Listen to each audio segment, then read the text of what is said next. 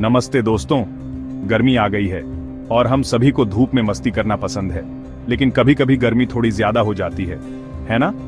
मेरा मतलब है, किसने उस तीव्र गर्मी का तड़का महसूस नहीं किया है जिससे आप पूरे दिन घर के अंदर ही रहना चाहते हैं। जलती हुई गर्मी में ऐसा लगता है जैसे आप गर्म कोयलों पर चल रहे हों, और ठंडा और हाइड्रेटेड रहने की लगातार जद्दोजहद गर्मी का मौसम एक चुनौतीपूर्ण समय हो सकता है। लेकिन चिंता मत करो मेरे दोस्तों, मैं यहाँ हूँ आपकी मदद करने के लिए, ताकि आप गर्मी को मात दे सकें और इस मौसम का पूरा आनंद ले सकें। इस वीडियो में हम तीव्र गर्मी से होने वाली कुछ सामान्य समस्याओं का समाधान करेंगे और आपको ठंडा, आरामदायक और सुरक्षित महसूस कराने के लिए व्यावहारिक समाधान ढूंढेंगे।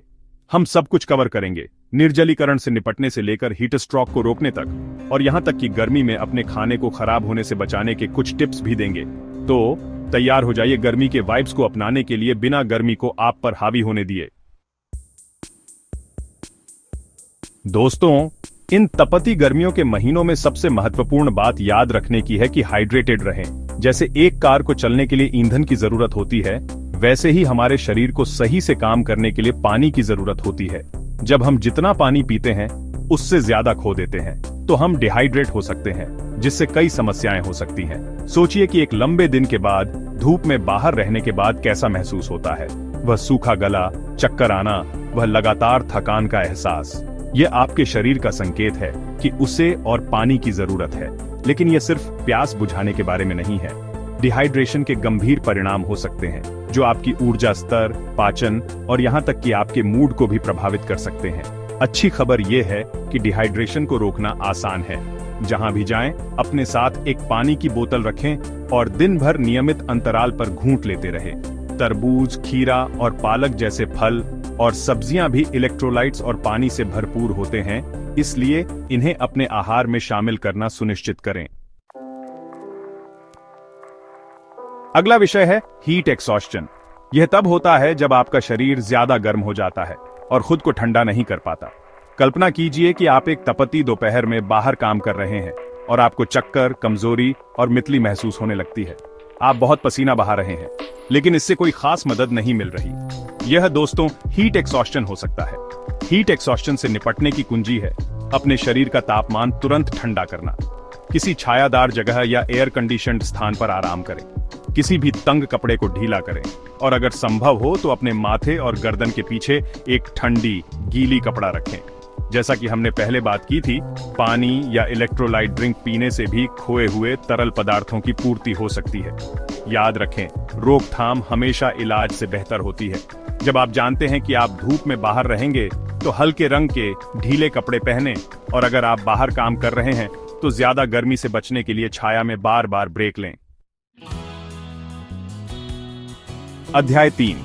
हम सभी को थोड़ी धूप पसंद है, लेकिन अधिक समय तक धूप में रहने से दर्दनाक सनबर्न हो सकता है। समुद्र तट पर एक दिन के बाद आपकी त्वचा पर वह जलन महसूस करें, सुखद अनुभव नहीं है ना? सनबर्न न केवल आपकी त्वचा को नुकसान पहुंचाता है, बल्कि समय से पहले बुढ़ापा और यहाँ तक कि त्वचा कैंसर का खतरा भी बढ़ाता है। अच्छी खबर यह है कि सूर्य की हानिकारक किरणों से खुद को बचाना जितना आप सोचते हैं उससे आसान है। हमेशा उच्च SPF वाला सनस्क्रीन पहनें, यहाँ तक कि बादल वाले दिनों में भी, क्योंकि UV किरणें बादलों के माध्यम से भी प्रवेश कर सकती हैं। हर 2 घंटे में फिर से लगाएं, खासकर तैराकी या पसीना आने के बाद। अपनी त्वचा को एक नाजुक फूल की तरह समझें जिसे सुरक्षा की आवश्यकता है। चौड़ी चौड़ी टोपी, धूप का चश्मा पहनना और हल्के ढीले कपड़े पहनना सनबर्न को रोकने में बहुत मददगार हो सकता है। और चरम धूप के समय आमतौर पर सुबह 10 बजे से शाम 4 बजे के बीच सीधे धूप से बचने की कोशिश करें, जब सूर्य की किरणें सबसे मजबूत होती हैं। अध्याय 4। अब बात करते हैं हीट स्ट्रोक की, एक गंभीर गर्मी से संबंधित बीमारी जो तुरंत चिकित्सा ध्यान देने की आवश्यकता होती है। हीट स्ट्रोक तब होता है जब आपके शरीर का तापमान तेजी से बढ़ता है, अक्सर 104 डिग्री फ़ारेनहाइट से ऊपर, और यह खुद को नियंत्रित नहीं कर पाता। यह एक जानलेवा स्थिति है और इसे हल्के में नहीं लेना चाहिए। कल्पना करें कि कोई व्यक्ति उच्च बुखार, भ्रम और यहाँ तक कि बेहोशी के साथ गिर रहा है। उनकी त्वचा गर्म और सूखी हो सकती है और उनकी नाड़ी तेज हो सकती है। ये सभी हीट स्ट्रोक के चेतावनी संकेत हैं और तेजी से कार्य करना महत्वपूर्ण है। यदि आपको संदेह है कि कोई हीट स्ट्रोक से पीड़ित है, तो तो तुरंत आपातकालीन चिकित्सा सहायता के लिए कॉल करें। मदद आने तक व्यक्ति को ठंडी जगह पर ले जाएं, अधिमानतः एक वातानुकूलित कमरे में। उनके शरीर का तापमान कम करने की कोशिश करें, उन्हें पंखा करें, उनके कमर, बगल और गर्दन पर बर्फ के पैक लगाएं या उन्हें ठंडी गीली चादरों से ढकें। अध्याय 5। अंत में चलिए अपने खाने को न भूलें। गर्मी का मौसम बैक्टीरिया के लिए एक प्रजनन स्थल हो सकता है, जिससे खाना जल्दी खराब हो सकता है। कल्पना कीजिए कि आप अपने फ्रिज को खोलते हैं और आपके बचे हुए खाने पर फफूंदी लगी होती है, या आप उस स्वादिष्ट दिखने वाले स्ट्रीट फूड का एक टुकड़ा लेते हैं और पेट खराब हो जाता है।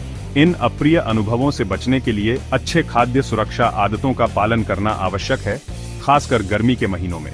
हमेशा खराब होने वाले खाद्य पदार्थों को तुरंत फ्रिज में रखें और उन्हें कमरे के तापमान पर 2 घंटे से अधिक समय तक न छोड़ें। लंच पैक करते समय खाद्य पदार्थों को ठंडा रखने के लिए इंसुलेटेड बैग और आइस पैक का उपयोग करें। समाप्ति तिथियों पर ध्यान दें और अगर कुछ भी अजीब दिखता या महकता है तो सुरक्षित रहने के लिए उसे फेंक देना ही बेहतर है। याद रखें, रसोई में थोड़ी सी सावधानी खाद्य जनित बीमारियों को रोकने में बहुत मदद कर सकती है। तो दोस्तों, ये रहा आपका गाइड गर्मी से बचने के लिए। पानी पीने से लेकर हीट एक्सॉशन और सनबर्न से बचने तक, हीट स्ट्रोक के लक्षण पहचानने तक और अपने खाने को सुरक्षित रखने तक हमने सब कुछ कवर किया है। याद रखें, थोड़ी सी जागरूकता और कुछ सरल सावधानियां आपके सुरक्षित और स्वस्थ गर्मी का आनंद लेने में बड़ा अंतर ला सकती हैं। अपने और अपने प्रियजनों का ख्याल रखें और गर्मी को अपने मजे को खराब न करने दें। अगर आपको ये टिप्स मददगार लगीं तो इस वीडियो को थम्स अप देना न भूलें।